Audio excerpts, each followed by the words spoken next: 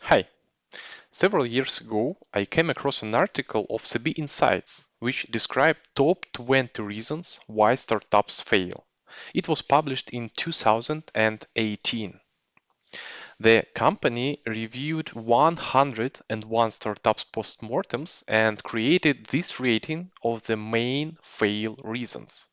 Then, in 2021, CBInsights updated this rating, and here is how it looks like today.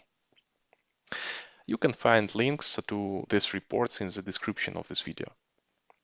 You can see that top two reasons are the same.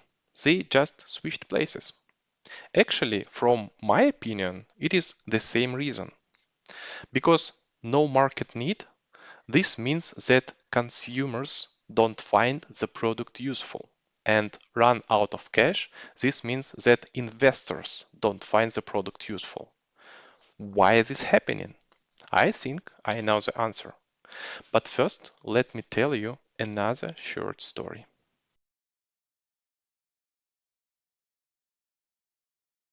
At one of my previous companies where did I work, I, together with a group of other specialists, developed a product management framework.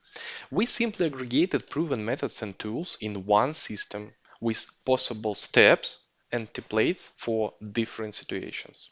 We use such widely known instruments like product vision statement, value proposition canvas, different prioritization models, hypothesis validation methods, business model canvas for sure, and so on and so forth, dozens of instruments. Then, when the framework was finished, we started implementing it. Between 2021 and 2022, I spent about 6 months trying to convince our customers to improve their product processes. It was obvious to all of us in the company that some of our customers really needed improvements. They simply didn't know their target audience. They didn't study their competitors and their products. They didn't do very many things. So I personally met with customers and offered them to do all of this. I offered to help them with studying competitors' products, optimizing the prioritization of their hypothesis, implementing the MVP approach, and much more. What is important? We even were ready to do it for free at the company's expense. It wasn't a charity, no. We hoped that we would help our customers make their products more successful. And as a result, they would start earning more money and simply pay us more, order more services. And you know what? I failed in almost every case. Customers didn't want to do all of this. Usually, customers refuse to make any changes or introduce new processes. Or they say something like, yes, you're right, I agree with you, but you don't understand the business. I know it better. I can't explain it, but don't bother me anymore with it. And after 1 or 2 years, their startups failed. You might think that it was my personal fault. Maybe I didn't know how to persuade. Maybe. But other people in my organization were doing this too.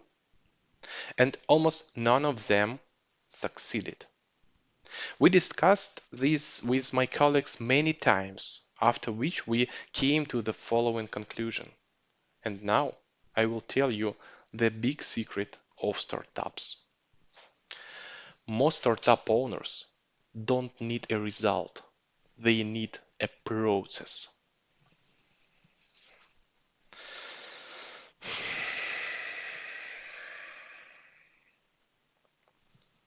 What in heaven's name are you talking about? Okay, let me explain. For most startup owners, their startup is their hobby as well. They enjoy the process of product creation itself. If you love fishing, you won't be satisfied with just buying fish at the store, right? The same for startups. And if someone interferes with the process and prevents you from doing your hobby the way you like it, you will not be happy. Yes, you may not fish correctly, but you do it the way you like.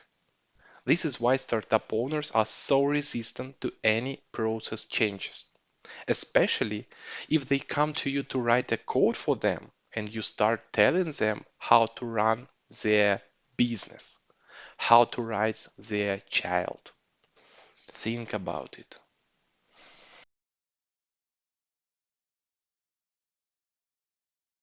If you work in outsource or service organization, I can advise you the following.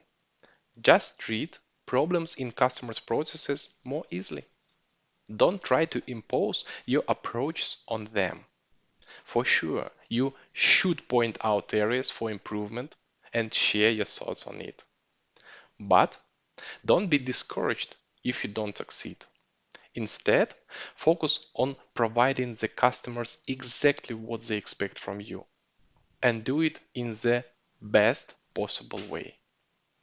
If you have been set up in Google advertising, you know that it's extremely difficult to sell something different from the thing a customer asked directly in its search request, even if the service or product are very close to what was requested. If a client hasn't asked you directly to help him with his product strategy, if he hasn't hired your product manager, you have very little chance on influencing the product strategy or even processes. In this case, you have to be a damn good salesman to do it. On the other side, what can I advise to startup owners? I could say that you should listen to professional product managers, or at least take into account proven best practices. But I won't, because I know you won't listen, and because only you know what to do, and everyone else should